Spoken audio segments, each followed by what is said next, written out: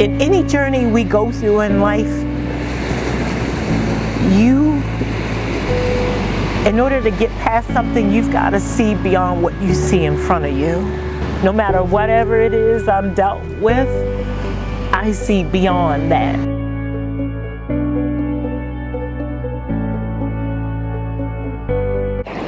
I am a 51-year-old, honored to say, mother of 2 and 4 amazing children. I was ready for a different chapter of my life. My husband died 7 years ago, and I was ready for a new start, a new beginning, and I was looking forward to it. There was times in my life that I look back and I'll say, you know, as they say, when you look back over your life, there are things that you wish you could change. There were things that were inconsistent, and inconsistency was a deep part of my past. And in my adult years, I've always felt like I needed to, and I desired to complete something for me, not for anybody else. So I get here 3 years ago, and I'm excited for the move. And I'm living with some family, amazing family. My Willie and my Ruby, and they are 78 and 80-year-old couple that live in Pembroke Pines. And I've always felt like I've been a caretaker. My cousin Willie was going through prostate cancer, and his wife was tired, and she was at her wit's end with him, because at that time he wasn't willing to do anything about the prostate cancer as it related to treatment, and she wanted some help, and she felt like perhaps I could help to guide him and walk with him to do something different, because he was in a lot of pain. So I moved down here and I live with them, and I remember having a conversation with him probably like my first or second week living with them, and I was really candid one morning. I woke up and I was making breakfast, and he came out, and I remember specifically asking him, okay, so do you have your papers in order? And he looked at me like he wanted to kill me. And he's like, well, what do you mean? And I said, well, you're not doing anything about treatment of the prostate cancer, so do you have your papers in order? Like, your wife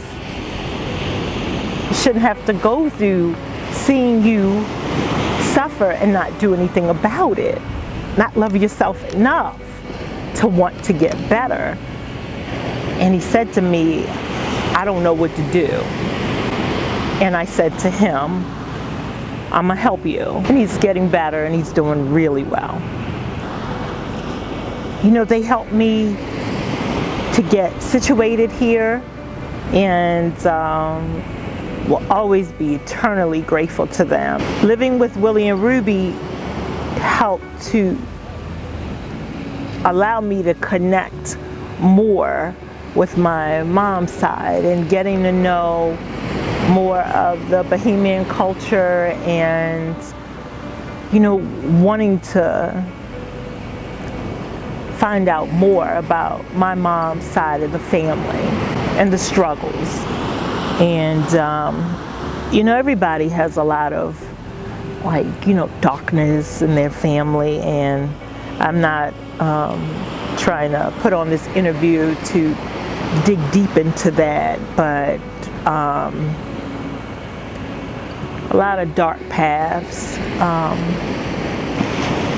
and I think as we mature and we evolve and we get older as adults, some of us want to know more about our ancestry and more about our family, and then there's some of us, and other times even with myself, when I don't even want to know, because sometimes, you know, the darkness it makes you feel like you can't live or don't want to live in the light.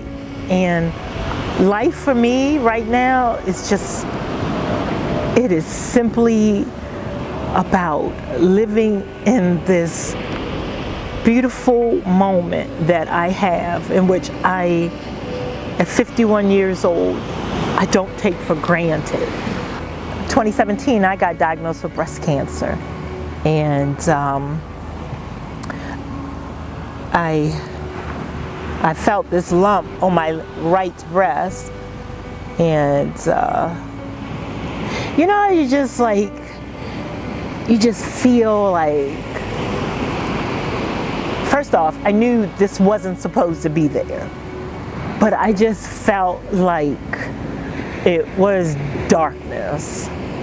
And I went in it like, okay, this is what I got, and I'm gonna live beyond this.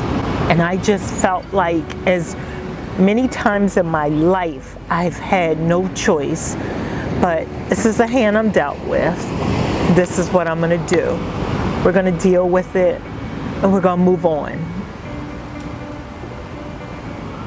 But one of the hardest things for me being diagnosed with breast cancer was telling my kids, number one, and knowing that I made a decision to move here because this was something that I desired to do for myself, that I was going to go through this journey by myself because my circle of friends and family and support, as I know it, weren't here. And I just felt like that probably, honestly, was going to be the most challenging part of my journey with breast cancer. Made it through the other side. Hey! Woo, woo, woo, woo! Woo, woo, woo! Surgery was a walk in the park in comparison to chemotherapy. Chemotherapy put me on my back. 4.5 hours. First 2 months I went every other Thursday, bi-weekly, and then the last 3 months I went every Thursday from 12:30 to 5. Looking back at it, if anybody could help or go with somebody during treatment, they probably should, because it's not that it was, of course it's hard on any woman's body or any person's body from a physical standpoint. It's more the emotional standpoint. But I made the best out of every single treatment that I could. And now I'm sitting back thinking like, well, what do I want to do with all this? And the kind of person I've always been, I feel like I know I just need to pay it forward. I just need to pay it forward, because my aunt, my grandmother, and particularly those two, stick out in my heart and my mind as like graceful, beautiful women, African American women that lost their life, and both had double mastectomies, and you know, they were living good lives for a long time, and then, you know, the breast cancer metastasized somewhere else. I'm here on the other side, and I didn't know to what capacity I wanted to give back to women that recently diagnosed, going through, or friends and loved ones of someone that's been diagnosed.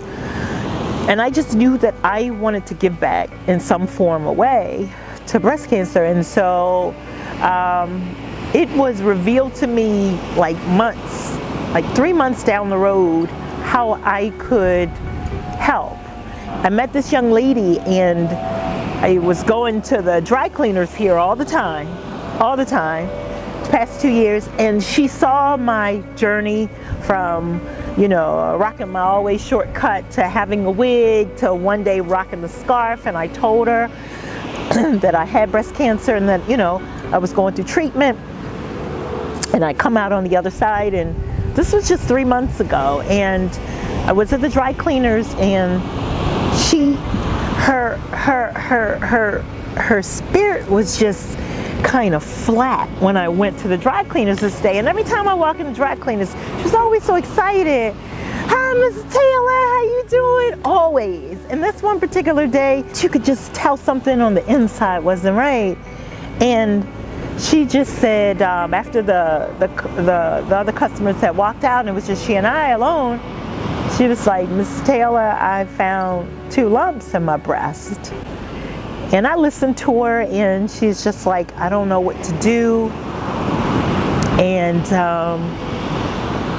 I said, okay. And I said, well, we're going to get a mammogram. And she was like, I don't have insurance. And I said, it's okay. I'm going to get one for you. I'm going to get a mammogram for you. I'm still attempting to get her to surrender, to want to get this mammogram. That's when God laid on my spirit that this is what my nonprofit should be.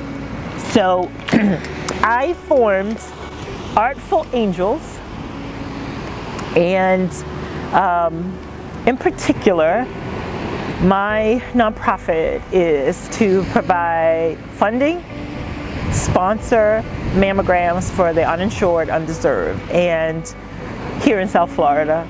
In any journey we go through in life, in order to get past something, you've got to see beyond what you see in front of you. No matter whatever it is I'm dealt with, I see beyond that. And I guess this beautiful backdrop that I have, there's so much beyond this water that we see right here in beautiful Fort Lauderdale, South Florida. I'm excited for the work that is going to come before me and the lives, most importantly, for the lives that I know that I am going to be able to reach out and touch, and yet, most importantly, let somebody know that they are not walking this journey by themselves. I want to be walking side by side with them.